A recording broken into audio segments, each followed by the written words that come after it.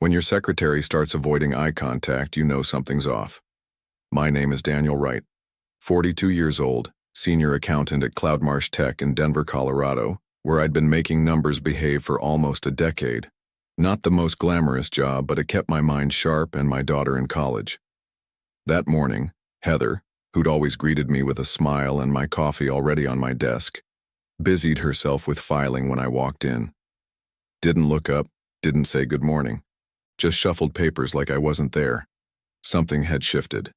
I felt it in the air of the office. Conversations stopping when I approached. Meeting invites that suddenly excluded me.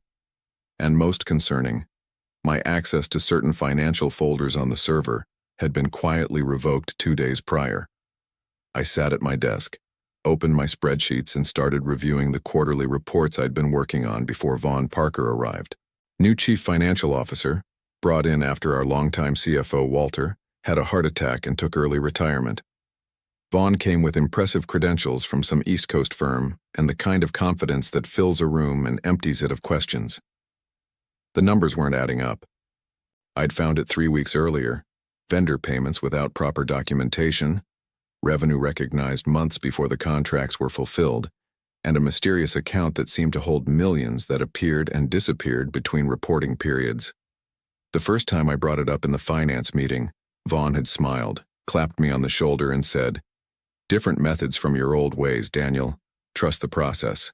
The second time I'd emailed him directly with specific examples, spreadsheets highlighted inconsistencies. No response. The third time yesterday I'd caught him alone in the break room. "I need to discuss these discrepancies," I said, keeping my voice low. "The Q2 reporting is showing." "Daniel," he'd cut me off, stirring his coffee slowly. "You're the old guard here. I respect that. But we're modernizing our approach. Board wants growth metrics. Think big picture." I hadn't slept well after that. 20 years in accounting had taught me that when someone tells you to ignore the details and think big picture about financial reporting, something's usually wrong. As I scrolled through the latest files I still had access to, an email notification appeared in the corner of my screen. From Human Resources. Subject: Meeting request. 11 a.m. Today. I closed my laptop, took a sip of the coffee I'd bought myself on the way in, and started organizing my desk. I already knew what was coming. I joined Cloudmarsh back when we were just 30 people in a refurbished warehouse before we went public, before the Denver tech boom. Now we had 300 employees, a gleaming downtown office, and institutional investors who expected consistent growth every quarter. My wife Megan used to joke that I was married to my spreadsheets. "You see stories and numbers," she'd say. Not wrong. I could spot patterns, inconsistencies, the places where human nature leaked into supposedly objective data. That attention to detail had earned me Walter's trust. He'd called me his bullshit detector. Companies need at least one person who can't be charmed or intimidated out of seeing what's there. He'd told me over beers after we'd caught an attempt by the sales team to book revenue that hadn't actually closed. I thought about my brother-in-law Thomas, Megan's younger brother, who'd gone the government route instead of private sector. He worked for the Securities and Exchange Commission in their enforcement division. We weren't particularly close, but we respected each other, had decent conversations at family gatherings about regulatory issues and financial enforcement cases in the news. Last Christmas, while everyone else was watching football, we'd ended up talking on the back porch about a corporate fraud case that had made headlines. "By the time we get involved, it's usually been happening for months, sometimes years," Thomas had said. "Most frauds get caught because someone on the inside realizes what's happening and speaks up." "Whistleblowers," I'd said. "Just people with a conscience and eyes to see," he'd corrected. "The ones who can't pretend they don't notice." The memory faded as I checked my watch. 10:45, almost time for my meeting with HR. Looking back, I should have seen this coming earlier. The signs were all there. Vaughn had been systematically cutting me out since his third week. Questions I raised in meetings were dismissed. My team slowly reassigned to other projects. My reports increasingly simplified or buried. Then last week, I'd found it. The smoking gun. Reviewing some historical data, I noticed a pattern of revenue manipulation that spanned the last 2 quarters. Millions of dollars shifted between subsidiaries, false sales recorded, backdated contracts. Not subtle if you knew where to look, but catastrophic if it continued. I'd documented everything meticulously, made copies, stored them securely, just in case. My phone buzzed with a text from Megan. "How's your day going?" I didn't reply. Better to tell her in person tonight. I closed the company financial report I'd been reviewing, locked my computer, and headed to the HR conference room. Time to face whatever came next. "We're restructuring the finance department," said Vaughn, seated next to Paula from HR. "Unfortunately, your position has been eliminated." I nodded, face expressionless. This wasn't a surprise, but the careful wording was almost amusing. Not fired. Eliminated. Like I was a budget line item being crossed out. "Your institutional knowledge has been valuable," Vaughn continued, "but we're moving toward more automated systems, more forward-looking analytics." "I see," I said. Paula slid a folder across the table. "This contains information about your severance package, continuation of benefits, and an NDA we'll need you to sign." I opened it, scanned the first page. 6 months salary. Decent. The non-disclosure agreement was extensive, specifically prohibiting me from discussing Cloudmarsh's financial processes, reporting methods, or proprietary business practices with anyone. "Take your time reading it," Paula said. "We don't need an answer today." "And of course," Vaughn added with a tight smile, "we'd appreciate discretion about our conversation here, for the sake of team morale." I closed the folder. "I'll need to review this with my lawyer." Something flickered across Vaughn's face. Annoyance, maybe concern. He hadn't expected pushback, not even this mild. "Of course," Paula interjected smoothly. "Standard procedure. In the meantime, we'll need to begin the offboarding process today." 30 minutes later, I was escorted to my desk by security. A cardboard box for personal items. Email access already disabled. Building access card collected. A few colleagues watched from their desks, expressions ranging from embarrassment to relief it wasn't them. As I packed my family photos in the ceramic mug my daughter had made in middle school, Heather finally met my eyes. "I'm sorry, Daniel," she whispered. "This isn't right." I just nodded. Not her fault. Jason from my team passed by, hesitated, then stopped to help me pack. "They've reassigned all your reports to the new team from Boston," he muttered, pretending to organize papers. "Nobody's explaining the methodology changes." I slipped him my personal email address on a sticky note. "If you have questions later." Security cleared his throat. Time to go. Walking through the lobby with my box, past the gleaming sign with the company logo I'd helped build, something shifted inside me. Not anger exactly, something colder, clearer. For weeks I'd been wrestling with doubt, wondering if I was misinterpreting the numbers, if I was just resistant to change. Now I knew. They wouldn't fire a senior accountant over modernization. They'd fire someone who saw too much. In my car, I sat for a moment, hands on the wheel.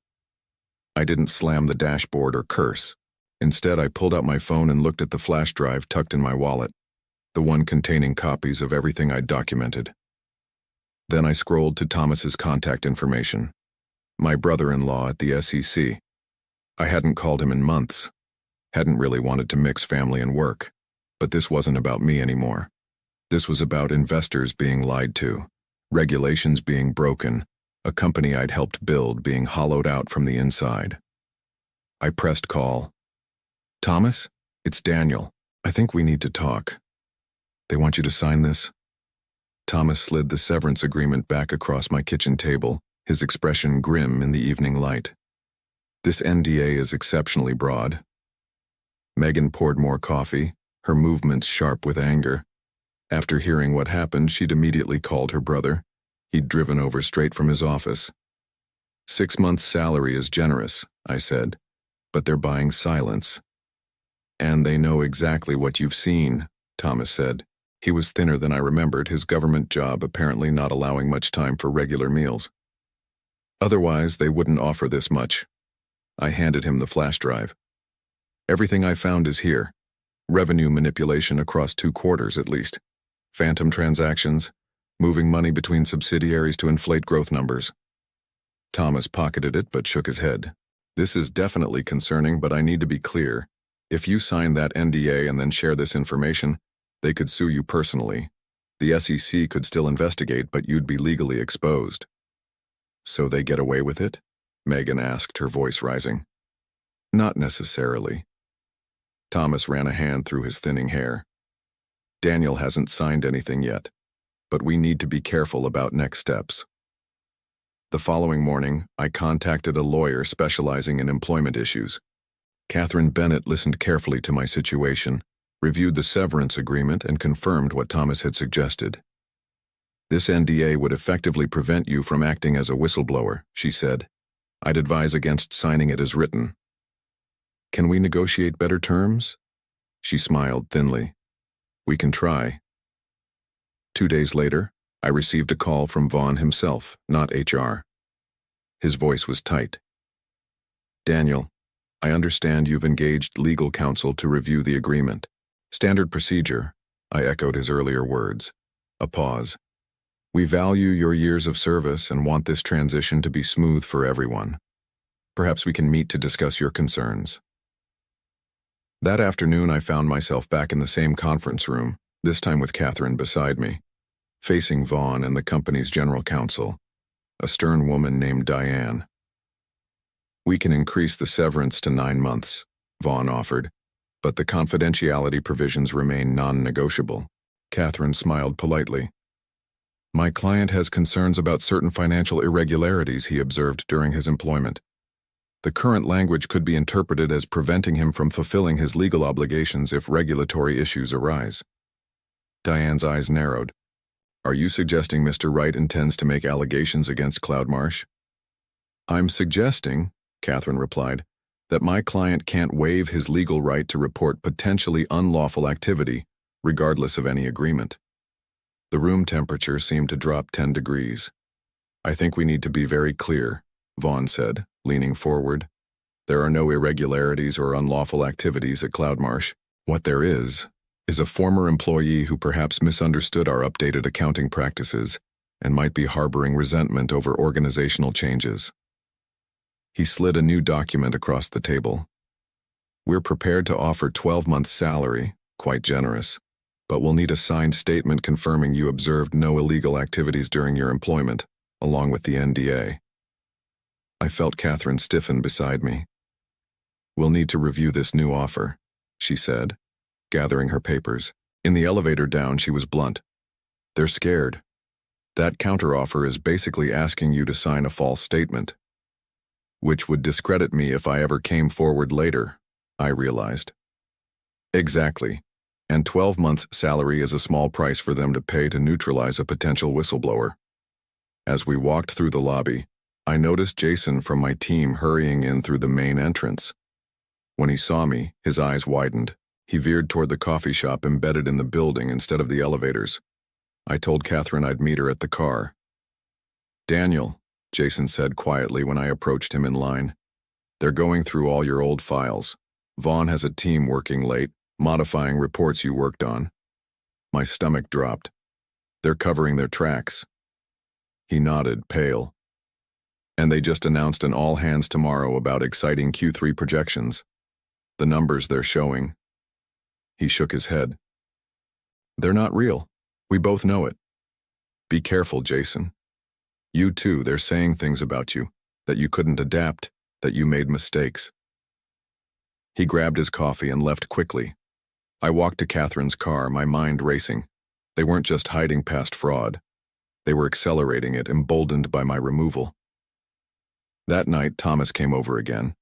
We spread printouts across my dining room table, documents I'd taken, analyses he'd begun, regulations potentially violated. This goes deeper than I initially thought, he said, tapping a particular spreadsheet. These patterns suggest the manipulation started before Vaughn arrived. I frowned, reviewing the timeline. That doesn't make sense. Walter was meticulous, ethical to a fault. When did Walter leave exactly? 4 months ago. Sudden heart attack. He'd been stressed, working late, but something clicked. I pulled up a different document, the audit committee meeting minutes from my files. Walter had raised concerns about pressure from the board to improve quarterly numbers just 2 weeks before his health crisis. "You think he was pushed out?" Megan asked, setting down 3 beers. "Not necessarily pushed," I said slowly. "But if he was under pressure to manipulate results and refused, the stress alone could trigger health issues," Thomas finished, "and create an opening to bring in someone more flexible." I took a long drink. So Vaughn was hired specifically to continue or cover up fraud that was already happening. "It's a theory," Thomas cautioned. "But look at the board changes last year. 3 new directors from investment firms that specialize in tech turnarounds. They probably wanted faster growth to position for acquisition." I sorted through more documents, finding board meeting minutes. Here, they approved an executive compensation plan heavily weighted toward stock performance metrics. The entire C-suite gets massive bonuses if the share price hits certain targets. Thomas nodded grimly. Classic motivation. And with Walter gone, you were the last person in finance who might notice and object. For hours, we pieced together the larger picture. This wasn't just Vaughn. It was systematic, involving board members, possibly other executives. The scope was staggering. Inflated revenues, hidden expenses, manipulated projections designed to artificially boost the stock price ahead of a rumored acquisition. The public filing next week, I realized. If they report these falsified Q3 numbers, they're committing securities fraud in broad daylight. And potentially harming thousands of investors, Thomas added. Around midnight, Catherine called with news. Cloudmarsh's counsel reached out. They're withdrawing the severance offer entirely, claiming evidence of potential misconduct on your part. My laugh was hollow. What misconduct? They're alleging you took confidential documents, and they're threatening to pursue all available remedies unless you return all company property immediately. They know, Megan said after I hung up. They know you have evidence. Which means we've hit a nerve. Thomas gathered the papers into a neat stack. "Daniel, this has escalated beyond a wrongful termination. The SEC needs to open a formal investigation." "What does that mean for me?" "You'd become an official whistleblower. There are protections, but it's still a difficult road. These cases can take years. The company will likely attack your credibility, your work history, anything they can find." Megan took my hand. "Can they hurt him legally?" "If everything you've shown me is accurate, you've done nothing wrong. But corporate defendants have resources, lawyers, and motivation to fight dirty."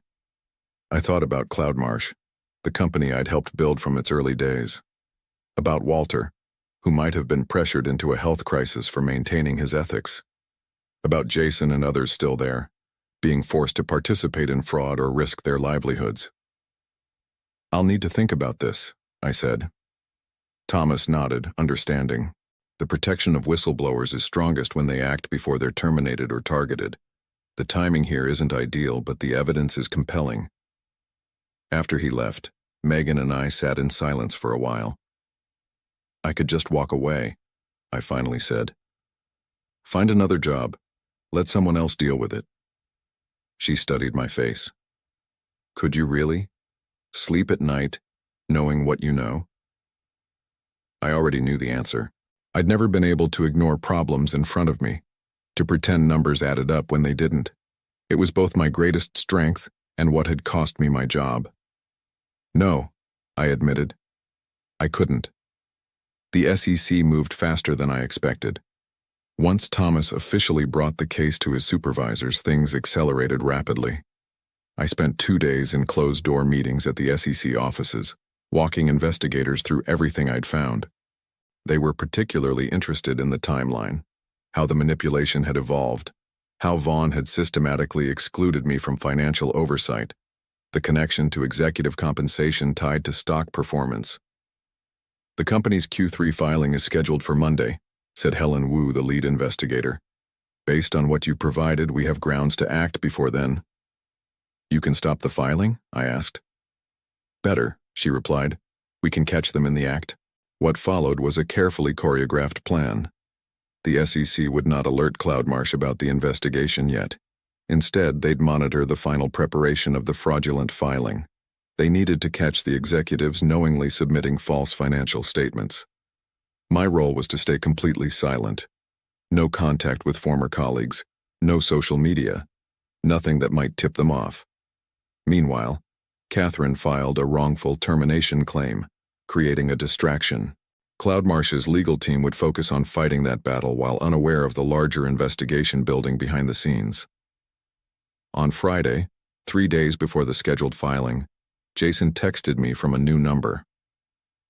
CFO called emergency Saturday meeting for finance team. Final review before Monday filing. They're rushing it. I forwarded this to Thomas without responding to Jason. We couldn't risk any leaks. Saturday morning brought unexpected news. Thomas called at dawn. Walters agreed to talk, he said, excitement breaking through his professional demeanor. Walter? My old boss? We approached him confidentially yesterday. He initially refused, but after hearing the scope of what we've uncovered, he changed his mind. This was the breakthrough we needed. Walter had been there before, during, and immediately after the fraud began. He could testify to the pressure he'd received, identify who had pushed for the accounting manipulations, and validate my findings. By Saturday afternoon, Walter had provided a sworn statement to the SEC. The pieces were falling into place faster than any of us had anticipated. Sunday night, I barely slept. The filing was scheduled for 8 a.m. Monday. Megan found me at the kitchen table at 5 a.m. staring at my phone.